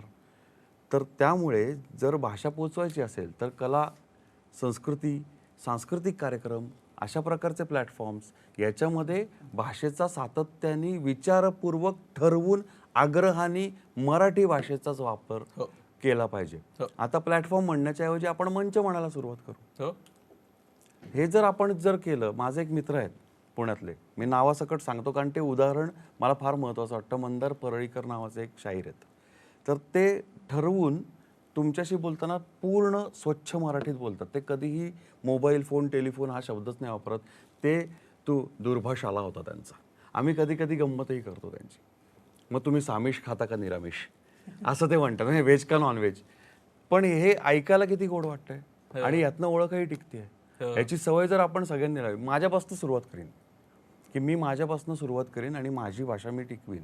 मग मराठी शाळा बंद होत आहेत का? हो, होत आहेत. सर जे म्हणले ते अत्यंत काय म्हणू दुःख देणारं वास्तव आहे. पण माझ्या घरातलं मूल जाते का मराठी शाळेत? माझी मुलगी आज मराठी शाळेत जाते, अभिमानाने सांगतो. म्हणजे इतर मला सगळं काही शक्य आहे आत्ता, पण हे स्वतःपासून सुरुवात करावी लागेल आपल्याला. जसं तू मगाशी म्हणलास की याला पर्यायी शब्द आहेत का नाही आहेत, हे पर्यायी शब्द मी कधी शोधले का? मी मंच म्हणीन का नाही, मी मेज म्हणीन का नाही टेबल म्हणण्याच्या ऐवजी, मी मेजवानी म्हणीन का नाही पार्टी म्हणायच्या ऐवजी, किंवा मी सोहळा म्हणीन का नाही पार्टी म्हणायच्या ऐवजी. याच्यातनं या गोष्टी ठरत जातील पुढे असं मला वाटतं. आणि त्याच्याकरता प्रत्येकाने आग्रही राहायला पाहिजे, कारण ही आपली ओळख आहे ना. नाहीतर मग मराठी माणूस म्हणून का ओळखतील आपल्याला? भारतीय नागरिक आपण आहोतच. तर मराठी माणूस म्हणून आपली ओळख म्हणून जी टिकवायची असेल, जी पूर्वापार आपण ज्याला अभिजातता म्हणतोय, ज्याच्याकरता सरांसकट अनेक विचारवंतांनी लढा दिला अनेक वर्ष. म्हणजे आमचे ज्येष्ठ स्नेही प्राध्यापक हरी नरके मोठं नाव आहे त्या सगळ्या लढ्यातलं. तर त्यांनी सगळ्यांनी मिळून खूप दिवस लढा दिला की 250 हजार वर्षापूर्वीची ही भाषा ही आमची ओळख आहे म्हणून अभिजातता आहे. आणि पुढं नेताना माझी जबाबदारी बनते की ही अभिजातता टिकवून ठेवायची माझ्या मुलांना सांगता. तर ते आपण सगळ्यांनी केलं पाहिजे असं मला वाटतं. आणि या सगळ्यात मला तो मुद्दा खूपच महत्त्वाचा वाटतो की ज्यावेळेस आपण ते मराठी म्हणतो त्यावेळेस त्या सगळ्या बोली पण मराठीच आहेत. कारण ते आपण ज्या अर्थाने आता सर पण जे म्हणाले की जी अस्पृश्यता कुठल्या कुठल्या भाषांना चिकटली आहे ना, तर ते इतकं दुर्दैवी आहे खरं तर. म्हणजे आपण का खरं तर या पद्धतीनं बघतो? आपण म्हणजे एक स्वतःच साधी नुकसान गोष्ट करून सांगतो, हे गंमत म्हणून सुचली म्हणून आठवली म्हणून, की आपण म्हणतो ना भरपूर म्हणतो. भरपूर म्हणलं की टेबलावर बसल्याचाच भास होतो. पण तुम्ही कधीतरी मायंदाळ म्हणून बघा पण असं वाटतं ना की भरपूर म्हणजे ते किती आहे. मायंदाळ असा शब्द आहे मराठीमध्ये. तर हा लई, हा लईला पण ती म्हणजे ती आता ती आली, आता पुण्यामध्ये आला लई पण मायंदाळ असं जर म्हटलं तो पण कमर्शियल झाला तर आता अशा पद्धतीचे. तर त्यामुळे मला असं वाटतं की ते गोळा करत राहिलं पाहिजे सातत्याने आणि आपल्या सगळ्यांचीच ती जबाबदारी. मला आता खरं तर वैशाली मॅडम तुम्हाला विचारायचं, म्हणजे आपण आता बोलींबद्दल बोलतो आहे, तर आपण ते म्हणजे सगळ्याच मराठी माणसांना हे मान्य असेल कदाचित की ते काही बोलींमध्ये जे आपण सतत ही वरची बोली, ही खालची बोली आणि मग ही प्रमाण भाषा, हे जे सतत आपण भांडण करत राहतो, हे वाद करत राहतो, आपण त्यात नको पडायला आता. पण त्याच्या पुढे जाऊन जगाच्या पातळीवर मराठी काही एकमेव भाषा नसेल ना की त्याला वेगवेगळ्या बोली आहेत, वेगवेगळ्या डायलेक्ट्स आहेत, तर सगळ्याच भाषांच्या असतील. तर जगाच्या पातळीवर सुद्धा तुम्ही ज्यावेळेस एक काय मॅक्रो पर्स्पेक्टिव्हने या सगळ्याकडे बघता, त्यावेळेस इतर भाषांमध्ये पण अशी काही भांडणं असतात का? आणि असतात तर ती काय पद्धतीनं ती सोडवतात? किंवा ते त्यांच्यामध्ये सुद्धा हे असे हेवे दावे असतात का? कारण आपण आपल्या भाषेपुरतंच बोलतोय. कारण जेव्हा आपण हे काय एका ग्लोबल पर्स्पेक्टिव्हने, मॅक्रो पर्स्पेक्टिव्हने बघायला लागू, त्यावेळेस कदाचित हे लक्षात यायला लागेल की आपण हे करतोय यातनं फायदा होणार आहे, नुकसान होणार आहे. तर ते एक चित्र काही तुम्ही सांगू शकलात? मला वाटतं ही जी अस्पृश्यता आहे किंवा हे जी माणसाची आहे, ही आपण लादली आहे भाषांवर आणि बोलींवर. मला सांगा, गोनी दांडेकरांची पुस्तकं काय सुंदर, कोकणातली, तुम्ही कोकणातले म्हणून म्हणते, काय सुंदर एक त्यांचे त्या बोली भाषेतले शब्द त्यांनी कोकणातले वापरलेले आहेत. त्यांची खरं तर मी मध्येच कट करतो, पण त्यांचे खरं तर सर्व बोली भाषांमध्ये कादंबऱ्या आहेत. हो, मी पुढे बोलणारच होते की मृण्मयीमध्ये विदर्भातली सगळी भाषा आली आणि ती किती गोड वाटते.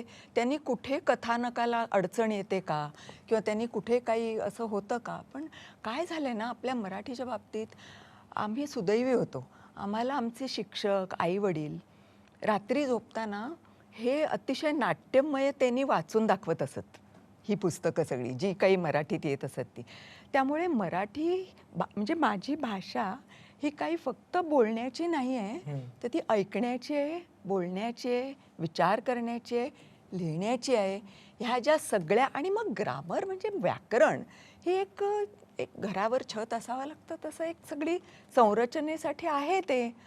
परंतु मूळ हृदयाला हात घालण्याची शक्ती शब्दांमध्ये असणं, ही गोष्ट फार लहानपणापासून घरी दारी जर झाली तर त्याच्यामध्ये मला ही अस्पृश्यता पुढच्या पिढीपर्यंत जाईल असं मला तर वाटत नाही. ही आपल्या मनातली गोष्ट आहे, ती आपण पहिली काढली पाहिजे. आणि मी आपल्याशी अगदी सहमत आहे. आपण सुद्धा जे म्हणलात ते की सुरुवात आपल्यापासून आहे, दुसऱ्या कोणाला त्याची दोष देण्यात अर्थ नाही.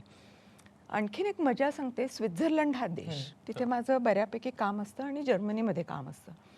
हा भारतापेक्षा 80 पटीने लहान देश आहे, पण तिथे 4 ऑफिशियल भाषा आहेत. हो. आणि त्यामुळे मी जी जर्मन भाषा शिकली ती प्रमाण भाषा शिकली.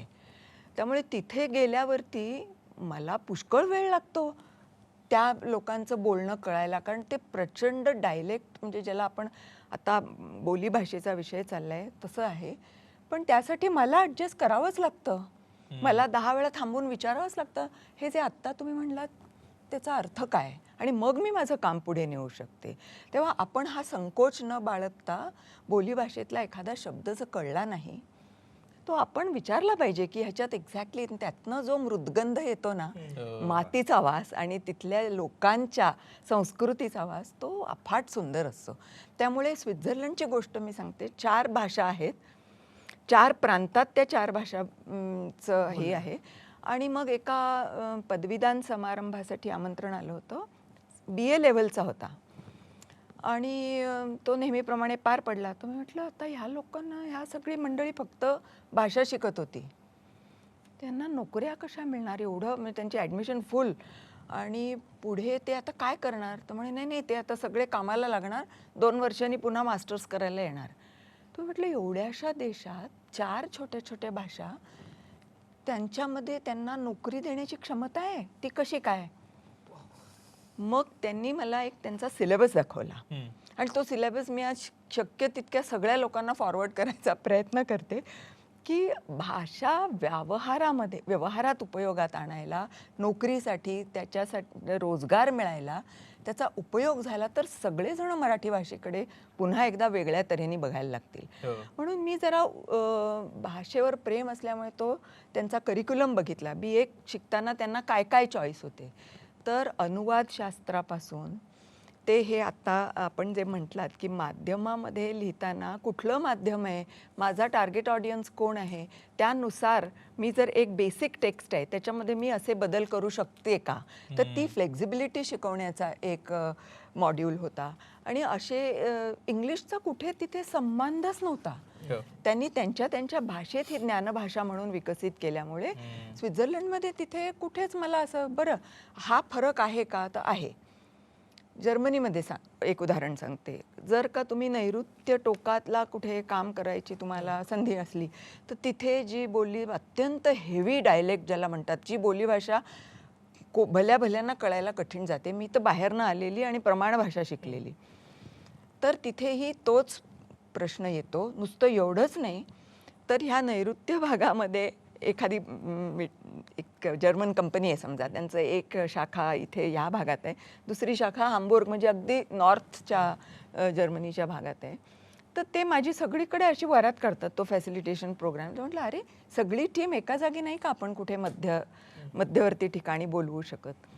त्यावर हाम्बुर्गवाले मला म्हणतात, ते तिथे खाली बोलतात ती जर्मन नव्हे, आणि खालच्या नैऋत्य भागातले लोक मला म्हणतात की हाम्बुर्ग ती काही जर्मन तो देशच नव्हे.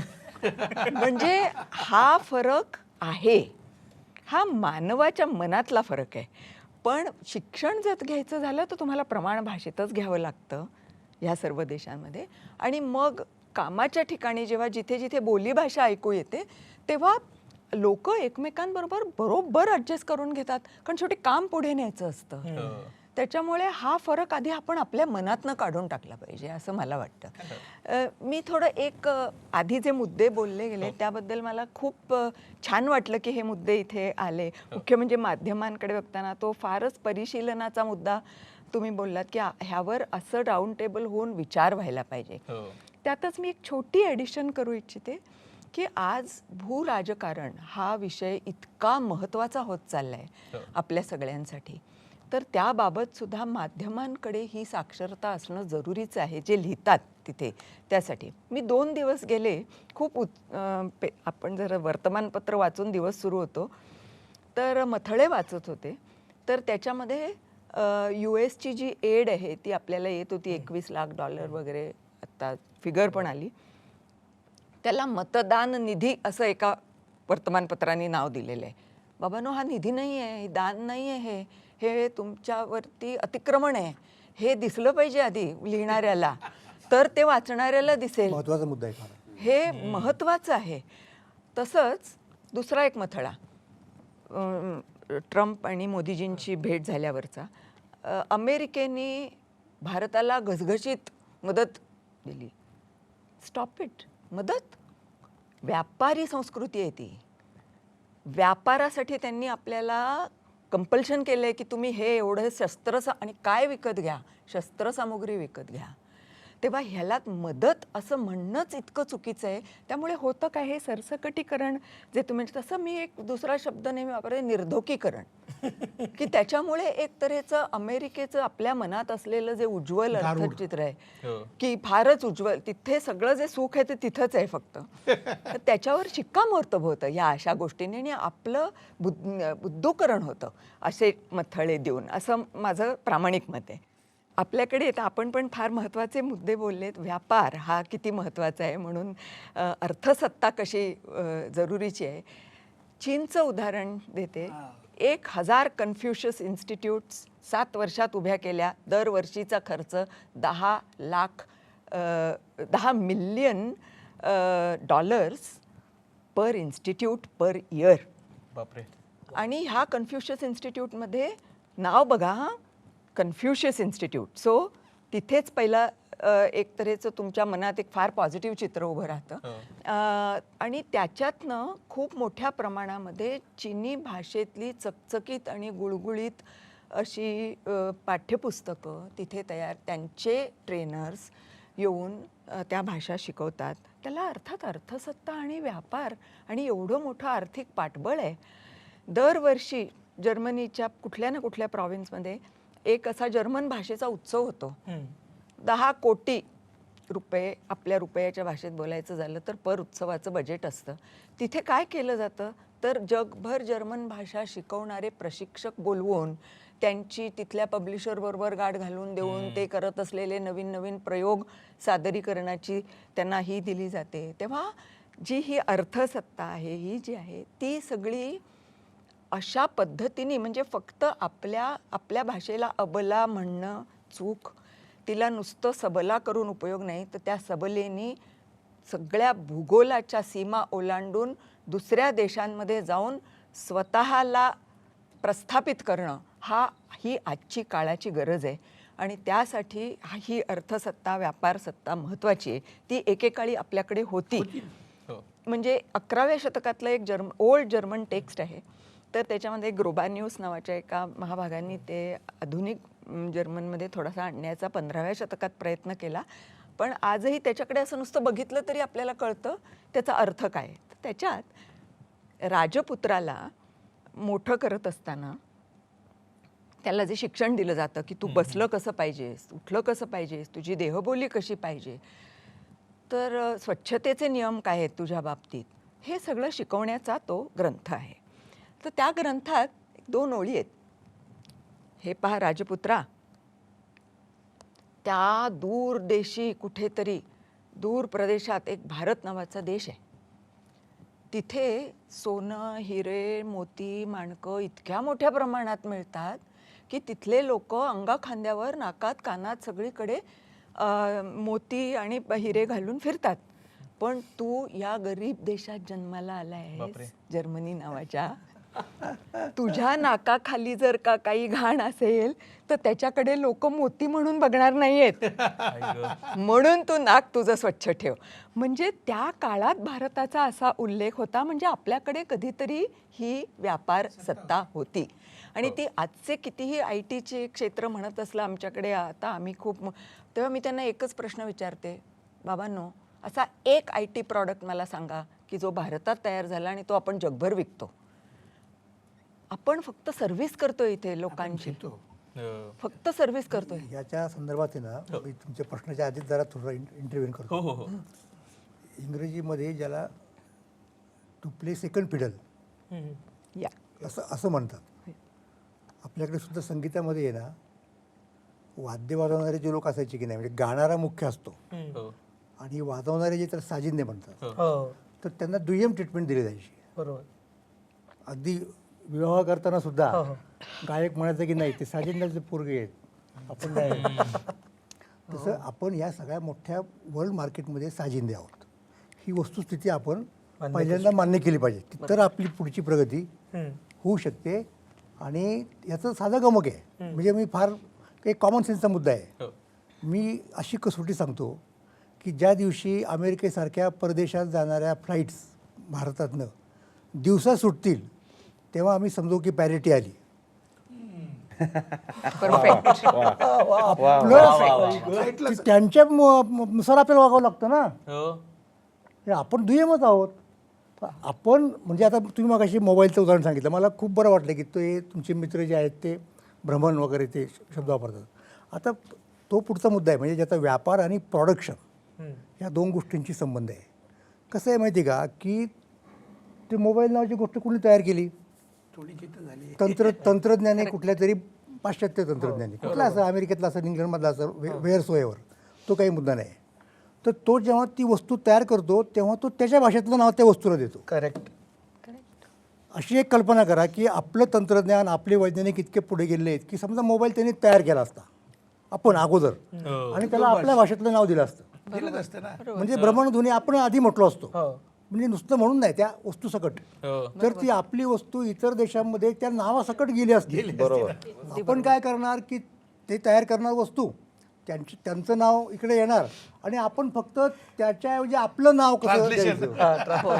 तर तो म्हणजे भावनात्मक म्हणून ओके आहे, पण असं म्हणजे मला म्हणायचं काय माहिती का, की भाषेची व्याप्ती तुमच्या कार्यक्षेत्रा इतकी असते. तुमचं कार्यक्षेत्र जेवढं संकुचित तेवढं तुमची भाषा संकुचित. बरोबर आहे. पण आपली मराठी भाषा नुसती कोश करून वाढणार नाही, नुसती शब्दाला प्रतिशब्द देऊन वाढणार नाही. म्हणजे अगदी हाच मुद्दा घेऊ ना, आता आपण सहज मगाशी बोलता बोललो की नाही ते टेबल होतं की नाही, राऊंड टेबल, ते नाही योग्य. मग आपण गोलमेज, अहो गोल आणि मेज दोन्ही शब्द कुठं मुळातले मराठीतले आहेत? ते मराठीत नाही, ते हिब्रू ह्याच्यात नाही. पर्शियन मधले. ते हिंदीने पहिल्यांदा घेतले उदाहरणार्थ. आपल्याकडे मेज शब्द नव्हता, पण ते ज्या वेळेलाच काहीतरी 1930-32 वगैरे राऊंड टेबल कॉन्फरन्सेस झाल्या, मग त्याचं रिपोर्टिंग करताना आपले लोक म्हणायला लागले की गोलमेज परिषद म्हणा, पहिली गोल. तर म्हणजे मुद्दा तोच आहे की हे आपण जर आपलं कर्तृत्व वाढवलं, म्हणजे मराठी भाषा का वाढली पूर्वीच्या काळामध्ये उदाहरणार्थ, तेव्हा मराठी बाहेर गेले, त्यांनी आपलं राज्य स्थापन केलं. म्हणून ती म्हणजे आता नामदेव पंजाबला गेले, नामदेवांनी तिथल्या भाषेमध्ये लिहिलं, कविता केल्या, म्हणजे पदं लिहिली, अभंग लिहिले, काही म्हणा त्याला, आणि मग काही शब्द मराठीचे त्याच्यामध्ये आहेत ना, ते आपोआप गेले पंजाबीमध्ये. तसं तुम्ही करता का? म्हणजे आपण करतो का तसं? नाही. असं नाही कर. म्हणजे हा कार्यक्रम चांगला आहे की परकीय शब्दच्या ऐवजी आपल्याला प्रतिशब्द देता आले पाहिजेत, फाईन. आपल्या भाषेत तेवढी तसे शब्द करण्याची शक्ती आहे, पण मुद्दा तेवढं नाही होईल का? म्हणजे लोकांना तुम्ही सक्ती नाही करू शकत की नाही तुम्ही उद्यापासून हा शब्द बंद करा म्हणायचा आणि तो शब्द घ्या, असं होणार नाही. तर त्यासाठी आपण प्रॉडक्टिव्ह व्हायला पाहिजे, आपण आपलं कॉमर्स व्यापार वाढवला पाहिजे, मग आपले शब्द आपोआप जातील ना तिकडे.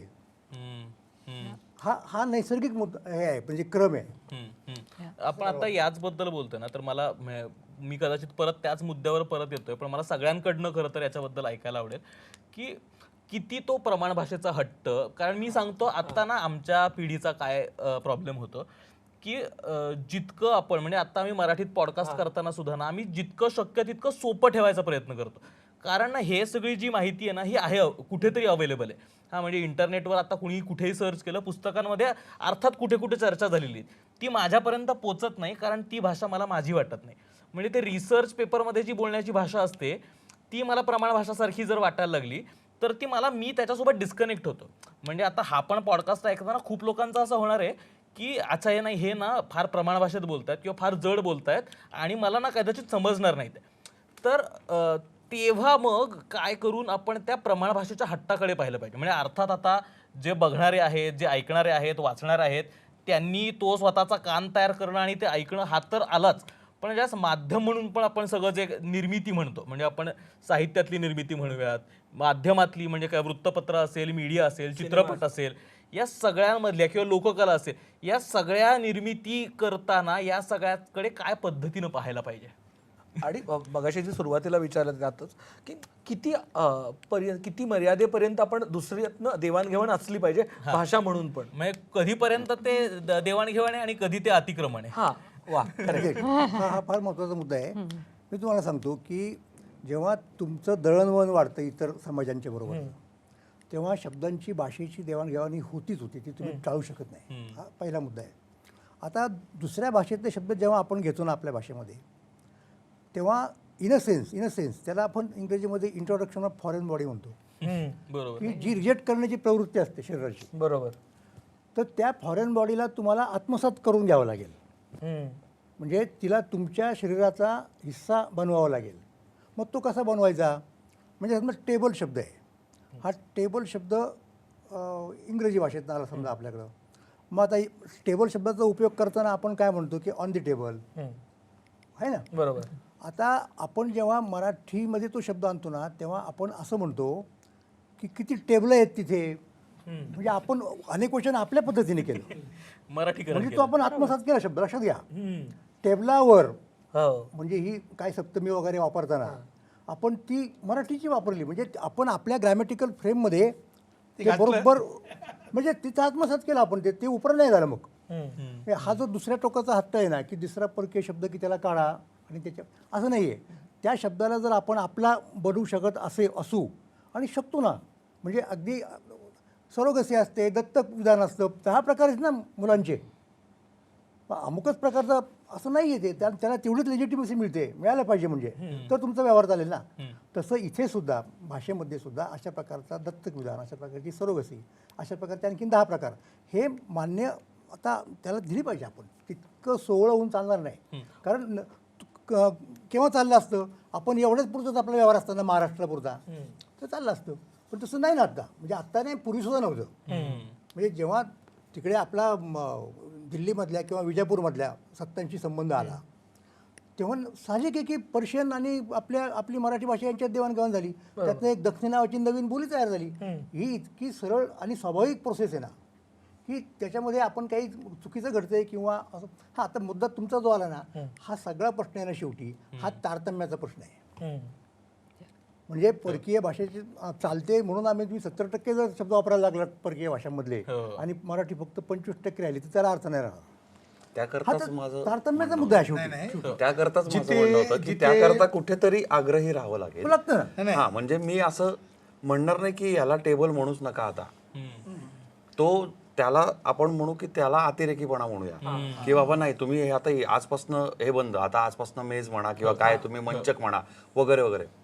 पण आग्रही राहिलो नाही आपण तर ओळख पुसली जाणार आहे. मग तुम्ही म्हणता ते होणार की मग 70% दुसरी भाषाच बोलू आपण, मग मराठी कुठे आहे?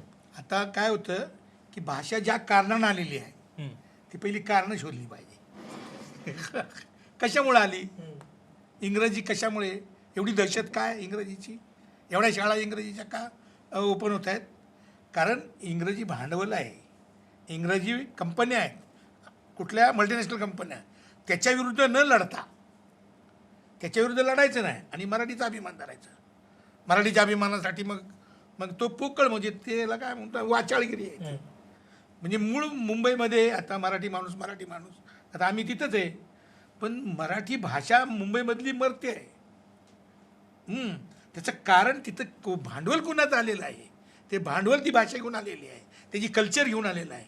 त्याच्याविरुद्ध लढायचं नाही, त्याच्याबरोबर सेटलमेंट करायची आणि मराठीचा अभिमान धरायचा आणि मराठी वाढली पाहिजे आणि मराठी माणूस आणि कधी लढा कुणाबरोबर करायचा तर कानडी असतील, बाई असतील, इकडचे तिकडचे असतील, त्यांच्याबरोबर त्यांना मारायचं आणि मल्टीनॅशनल कंपन्यांकडनं प्रोटेक्शन मनी घ्यायची. तर ही जी आपल्याकडे आहे ना, ही जी ड्युअल पॉलिसी ही पहिली बंद केली पाहिजे. तुम्हाला वाटते ना मराठीच्या विरुद्ध मराठीवर अतिक्रमण झालेलं आहे? हो, झालेलं आहे.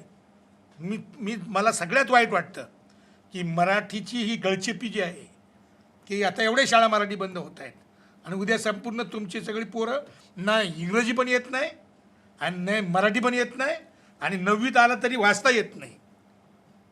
9वी 10वीत गेल्यानंतर वाचता येत नाही मराठी आणि इंग्रजी पण बोलता येत नाही. ही जे नव्यानं आम्हाला अडाणी करण्याचा जे धंदा सुरू केलेला आहे त्याच्याबद्दल कोणीच काय बोलत नाही आहे. मग का बोलत नाही त्याच्या विरुद्ध? की हे अतिक्रमण आहे मोठं, मराठीवर झालेले अतिक्रमण आहे.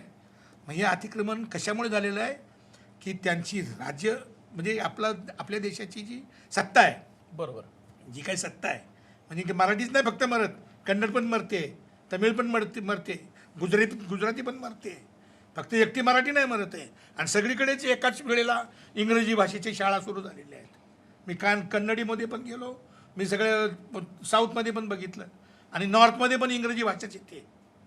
तर हे असंच होत नाही.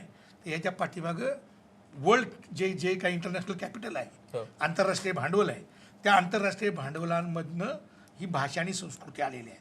त्याच्या विरुद्ध जोपर्यंत आपण लढा मोठा उभा करत नाही आणि त्यांना पहिलं हाकललं पाहिजे.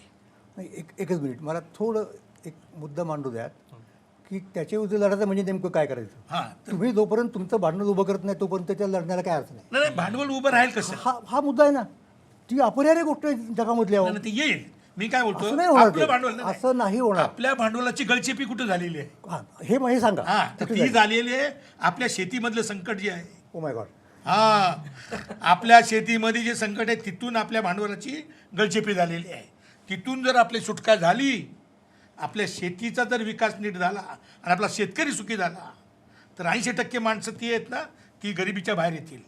आणि ती जी गरिबीच्या बाहेर आले, आपली शेती मुळात आपल्या शेतीचं संकट आहे ना, त्याचा भाषेशी खूप संबंध आहे. बरोबर. भाषेच्या विकासाशी अत्यंत महत्त्वाचा संबंध आहे. आणि म्हणून आपलं भांडवल विकसित होत नाही. देशी भांडवल का विकसित होत नाही? कारण आपल्या देशाची शेती जी आहे ना, ती क्रायसिसमध्ये गेलेली आहे. मला याच्यात फक्त एक मुद्दा ऍड करते, म्हणजे ह्या दोघांच्या अजून त्याला थोडं सोपं करण्याचा प्रयत्न करूयात की मॅम जे म्हणाल्यात भूराजकारण, जिओ पॉलिटिक्स, तर काय म्हणतात की ओव्हर द पिरियड एका पद्धतीचं भूराजकारण, त्यातनं उभी राहिलेली जागतिक अर्थव्यवस्था आणि त्यातनं कंटेंट, भाषा, प्लॅटफॉर्म, मंच, media platforms, social media platforms, यातलं एक अर्थकारण तयार झालंय. आणि याची सरांनी जिथनं सुरुवात केली, गरज, संवादाच्या गरजेतनं हे सगळं तयार झालं.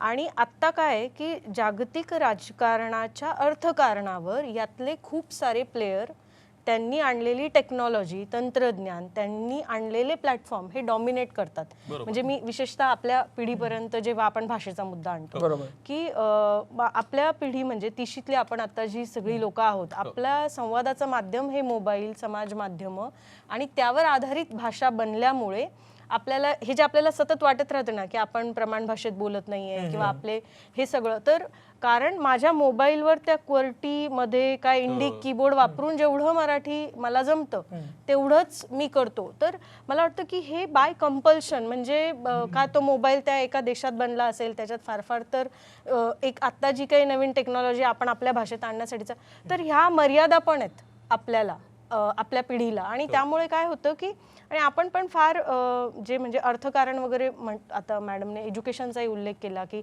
शिक्षणामध्ये ते सगळं आलेलं नाही आहे, किंवा माध्यमांच्या शिक्षणामध्ये पण भरपूर गोष्टी आहेत की खूपच पारंपरिक मॉड्यूल्स आपण अजूनही फॉलो करतोय आणि it is not reaching to my pocket.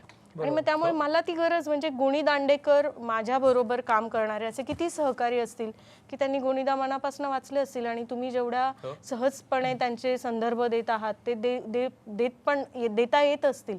जर तसं येत नसेल तर मग गॅप तिथे राहतो की म्हणजे मी माझ्या भाषेचा जो काही वारसा माझ्याकडे आहे, जे माझ्याकडे भांडवल आहे ते समजून घेण्याचा मी प्रयत्न करत नाही आहे. आणि दुसरीकडे तंत्रज्ञानाच्या पण मर्यादा माझ्यावर लादल्या गेलेल्या आहेत.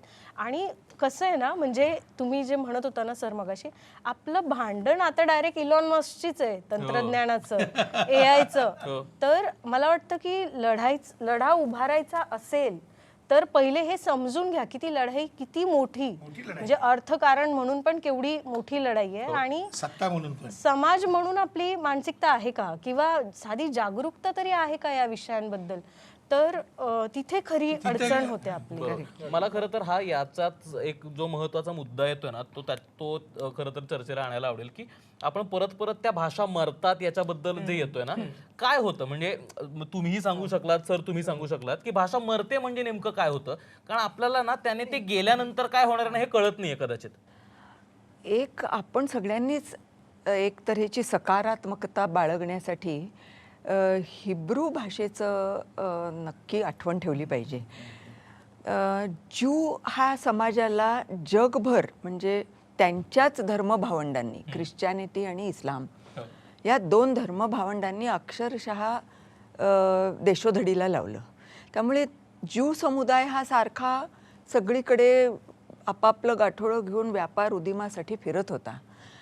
जे व्यवसाय इतर 2 अब्राहमिक धर्मभावंडांनी मना केले होते त्यांच्या लोकसंख्येला, म्हणजे काही भाड्याने देणं, व्याजाने वस्तू घेणं. तर मग जूनसाठी दुसरा पर्याय राहिला नाही. त्यातून त्यांनी ह्या सगळ्या क्षेत्रामध्येच स्वतःला हुशार करून टाकलं. नुसतं हुशार नाही केलं तर युरोपपासून अमेरिकेपर्यंत बँकिंग, फायनान्स हा सगळा सेक्टर आज सुद्धा संपूर्णतः ज्यू समुदायाच्या हातात आहे. म्हणजे एक अर्थसत्ता झाली त्यांच्या हातात. दुसऱ्या महायुद्धाच्या आधी जेव्हा जूनवर हे अपूर्व संकट कोसळलं, हिटलरनी जेव्हा 60 लाख ज्यू स्त्री, पुरुष, मुलांना अत्यंत घृणास्पद तऱ्हेने त्यांची हत्या केली, त्यावेळी खडबडून जागा झालेल्या ज्यू समाजाने मग एक भाग मागून घेतला, आज जो इस्रायल पॅलेस्टाईन ह्यातला भूप्रदेश आहे तो. आणि सर्व जगभरच्या ज्यूंनी आपापलं सामान आवरून आता निदान माझी स्वतःची भूमी तरी असेल असं म्हणून त्या भूमीकडे कूच केलं. त्या भूमीवर काहीही नव्हतं. तिथे एक त्याचं नाव आहे बेनहुडा नावाचे एक असेच लिंग्विस्ट, भाषाशास्त्रज्ञ. आणि ते त्यांनी असं ठरवलं की नाही, नुसता आपल्याला भूमी मिळून उपयोग नाही, भूमिपुत्र म्हणून आपल्याला भाषा मिळायला हवी. म्हणून त्यांनी जी ही लेखी भाषेची फक्त जी टोरामध्ये लिहिली गेलेली लिखित भाषा होती, मग थोड्याफार प्रमाणात बोलीमध्ये उरलं होतं, ते सगळं त्यांनी पुन्हा एकदा खोदून काढायचं ठरवलं. आणि हिब्रू ही 2000 वर्ष मृत झालेली भाषा या एका माणसाच्या प्रयत्नांनी आज तिथे आहे जिथे त्याचं स्थान आहे. तेव्हा त्याचा संबंध, भाषेचा संबंध अस्मितेशी आहे, भाषेचा संबंध इतिहासाशी आहे.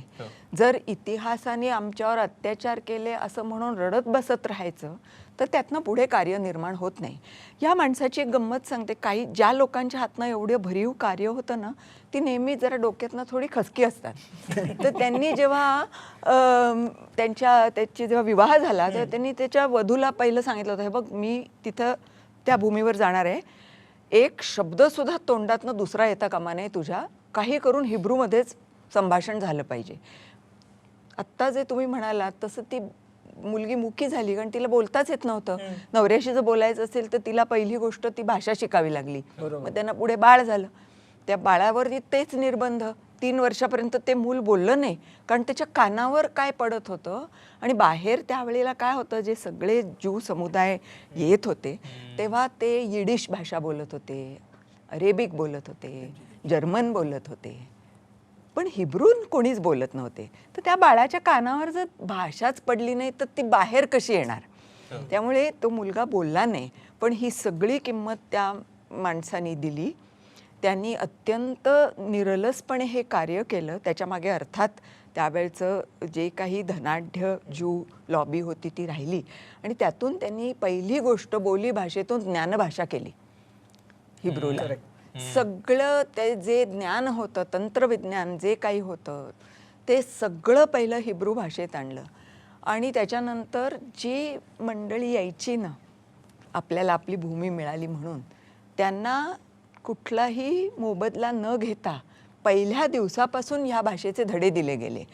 आणि आज जर आपण जागतिक रंगमंचावरती पाहिलं, जे भूराजकीय नाट्य उभं राहतंय सध्या, त्याच्यामध्ये इस्रायल हे कधी कधी असं वाटतं की अमेरिका खरंच महासत्ता आहे का इस्रायली महासत्ता आहे.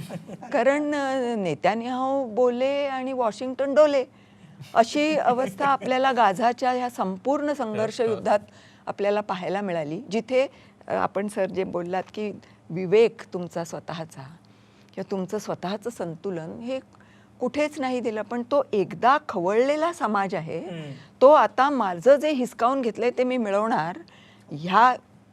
आणि आपण फक्त रडत बसलो आहोत. आपली सुरुवात आपल्यापासून व्हायला पाहिजे.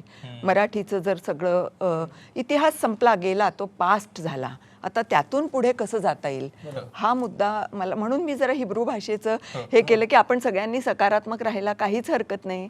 जोपर्यंत आपण बोली भाषेत बोलतोय, आपल्याला ते कळतंय, त्यात नवीन नवीन निर्मिती होते. आणि मोरे सरांनी सुरुवातीलाच सांगितलं तसं नवोन्मेष शालिनी प्रतिभा, जोपर्यंत नवं उन्मेष चालू आहेत. तर त्याच जोडीने AI ची आपण गोष्ट केली आणि एलॉन मस्कनी जे काही आता एक स्टॅन्स घेतला आहे, आपल्या सरकारने 2022 साली भाषिणी नावाचं एक फार उत्तम AI बेस्ड 22 आपल्या भाषा एकमेकांशी बोलतील याची चोख व्यवस्था केलेली आहे. ते भाषिणी हे ॲप आपल्यापैकी प्रत्येकाने वापरलं पाहिजे. त्या तऱ्हेने जी काही निर्मिती होते चित्रपटांची असो किंवा लोककलांची असो ती जास्तीत जास्त भारतभर पसरवायला मदत केली पाहिजे. आणि त्या ॲपमध्ये मला आवडलेली एक फार उत्कृष्ट गोष्ट म्हणजे आता आमच्यासारखे जे मंडळी काम वगैरे करून जेव्हा रिटायर होतात तर एक वाचन लेखनाचा एक जो आवड असते ती ठेवते आम्हाला अजून तशीच. पण एक काळ असा येतो प्रत्येकाला असं वाटतं आता काय उपयोग आहे माझ्या आयुष्याचा. त्यासाठी त्यांनी बोलोदान दान असं नाव दिलेलं आहे. बोलोदान, सुनोदान, लिखोदान आणि अजून एक जे काय आपली कॉम्पिटन्सी आहे ती. दान म्हणजे काय, तुम्हाला तेवढा थोडासा जो मोकळा वेळ आहे त्याच्यात तुम्ही एखादं उत्तम, आता गोनी दांडेकरांची कलाकृतीचं बोललो, ती उत्तम वाचन करा बोलीभाषेत त्या तऱ्हेने. तेव्हा व्हॉईसचा उपयोग करून मशीन लर्निंगच्या आधाराने AI बेस्ड हे टूल तयार केलेलं आहे. तर पण त्याचा प्रसार झाला नाही कुठेच, त्याच्याबद्दल आपल्याला ऐकायला येत नाही. त्याच्यावर रकानेच्या रकाने भरून खरं लिहिलं गेलं पाहिजे आपल्या वृत्तपत्रांमध्ये. त्याचा वापर शाळा कॉलेजेसमध्ये झाला पाहिजे. तेव्हा ही जी काही गोष्टी चालू आहेत त्या जास्तीत जास्त लोकांपर्यंत जर पोचल्या तर मराठीला म्हणजे ती मृत भाषा होईल हे मला तर काही हे वाटत नाही. आणि आपण तर 100 वर्षापूर्वीचं जे मगाशी उदाहरण दिलं त्याच्याने तर एकदम जाग येण्यासारखं आहे. शिवाय वृत्तीचा संबंध आहे. आता हे जेव्हा आपण फेसबुक या मार्क झकरबर्गने तुमच्या आमच्या आयुष्यामध्ये अनफॉलो, अनफ्रेंड ही भाषा आणली. ही भाषा आपल्या संस्कृतीशी संपूर्ण न जुळणारी भाषा आहे. कारण त्याचं जर आपण खरंच अनुवाद करायला गेलो तर हे किती उद्दामपणा आहे मी कोणाला तरी सांगणं की अनफ्रेंड. पण ती आपण फार निर्धोकपणे वापरायला लागलो आहोत कारण ती इन्स्ट्रुमेंट्स आपण त्या तऱ्हेची टेक्नॉलॉजी आपण वापरतो आहोत. आणि म्हणून मला कृषीबद्दलचा आग्रह अगदी जरूर कळतो की कृषीमधनं येणारी जी एक जे समूहभान आहे, एक जे कृषी आणि कुटुंब ह्या गोष्टी हातात हात घालून जातात, परस्पर संबंध ही गोष्ट हातात हात घालून जाते, ती सगळी गोष्ट ह्या टेक्नॉलॉजीनी जाता कामा नये ह्याचा मात्र आपण सगळ्यांनी काळजी घेणं फार जरुरीचं आहे.